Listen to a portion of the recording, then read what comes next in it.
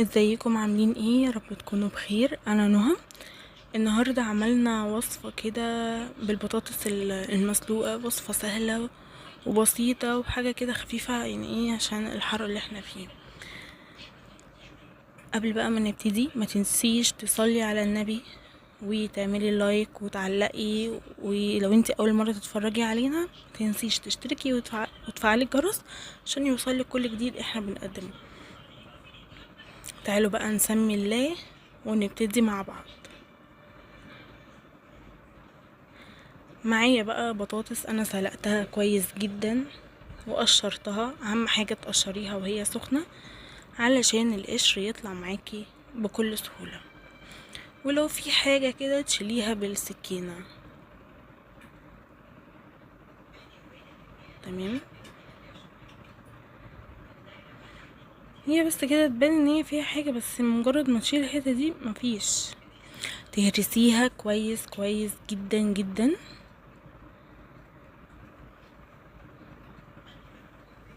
تمام، الوصفة دي بتبقى جميلة جدا وسهلة وسريعة، وتقدري تعمليها فطار غدا عشاء.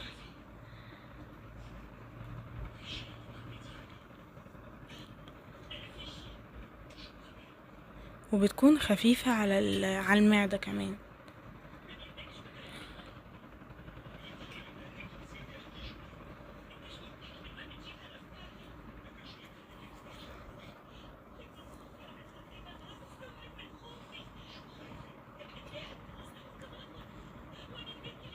هبدأ بقى ان انا انزل عليها بالملح. انا خدت حتة الاول قبل ما احط الملح ان انا ادوقها، اشوف هل البطاطس ملحها تمام، ما انا عشان انا حاطة في مية السليق بتاعة البطاطس ملح، فساعات بيبقى بتتملح، فلازم تدوقي قبل ما تحطي الملح. وحطيت شوية فلفل كده، نص معلقة ما كترتش، ونص معلقة ومعلقة صغيرة او نص معلقة صغيرة من السبع بهارات، وربع كوباية من اللبن، او ممكن تحطي القشطة او زبادي زي ما انت عايزة. تمام، بيطريها وبيديها طعم حلو جدا. تمام، وبرجع اقلب كل ده كويس. لما خلاص بقى بحس ان هي اتظبطت معايا، بنزل بمعلقة من السمنة ومعلقة كده من البقسماط الناعم.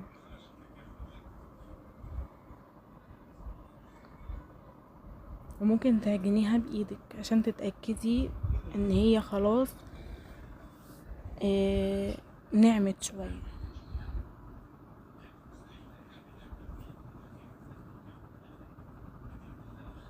طبعا انا اللحمة المفرومة انا كنت عاملاها وبفرزها في الفريزر، وقت ما عاوز اعمل اي حاجة باللحمة المفرومة بطلع كيس وبعمل بيه على طول. فانا كانت عندي اللحمة جاهزة. تقدري بقى تحطي لحمة، تحطي جبن، ممكن تعملي باللحمة وممكن تعمليها جبنة، ممكن تعمليها سادة، بس بتدخلي فيها طعم كده زيادة. زي ما قلتلكوا هي معلقة.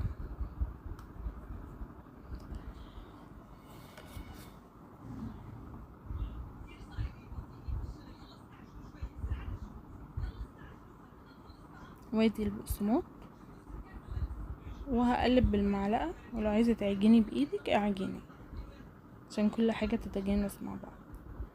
وهحضر البايركس معايا، والفرن برضو يكون سخن، وابدأ ان انا هعملها كأني بعمل طبقات، طبقة من البطاطس وطبقة من اللحمة وطبقة بطاطس من على الوش، وتحطي جبن بقى، زيتون في النص، اي حاجة. بس انا كانت اللحمة بتاعتي كانت مظبوطة وكان فيها خضار اصلا من جوه.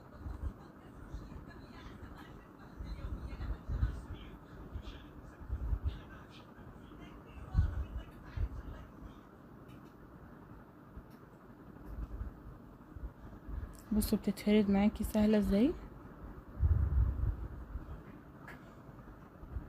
بتقسمي نص البطاطس المهروسة معاكي تحت وفوق.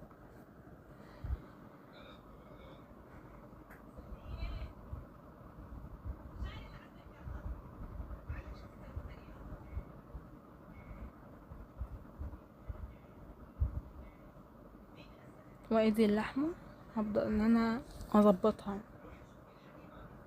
وعندي جبنه موتزاريلا، حطي جبنه شيدر، ميكس جبن اللي تحبيه، مش عايزه تحطي ما تحطيش. تمام زي ما انتوا شايفين.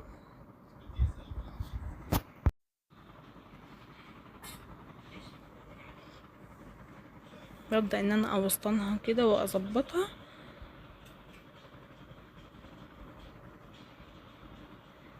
كنت هنسى الجبنة فحطيتها بقى، الجبنة ساحت فبقت عاملة معايا كده يعني. بس ولا هنستسلم. لو وصلتي معايا لحد هنا متنسيش لايك وتعليق وتقوليلي ايه رأيك، وما تنسيش تصلي على النبي.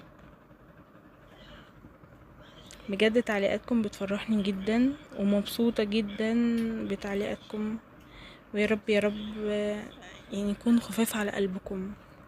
وبحط النص التاني من البطاطس.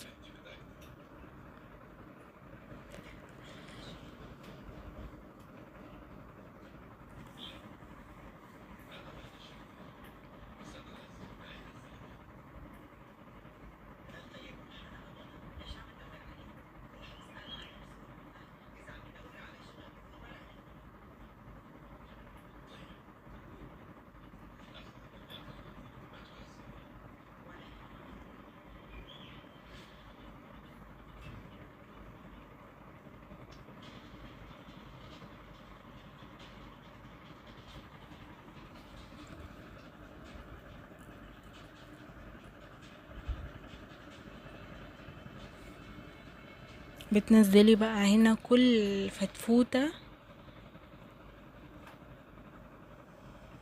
تمام زي ما انتوا شايفين كده. واحط على وشها معلقة من السمنة كده اوزعها، وبرده جبنة موتزاريلا وشوية بقسماط كده رشرشهم على الوش، يديها وش وتتحمر تبقى حلوة. وتخلي بالك في الفرن، هي ما بتاخدش وقت، بس تخلي بالك علشان ما تتحرقش منك.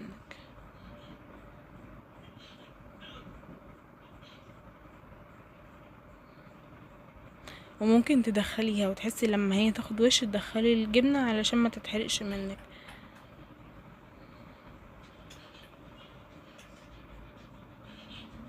انا عايزه اقول لكم الاكله دي بتتاكل بالعيش جنبها شويه سلطه او شويه مخلل، بجد حلوه قوي قوي قوي قوي.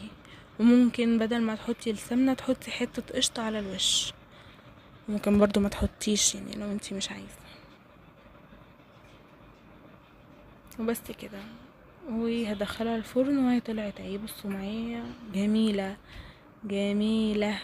وعايزه اقول لكم ان شرايح الفلفل دي مديها طعم كده وانتي بتغمسي، بجد جميله قوي كتزويق وكطعم حلو.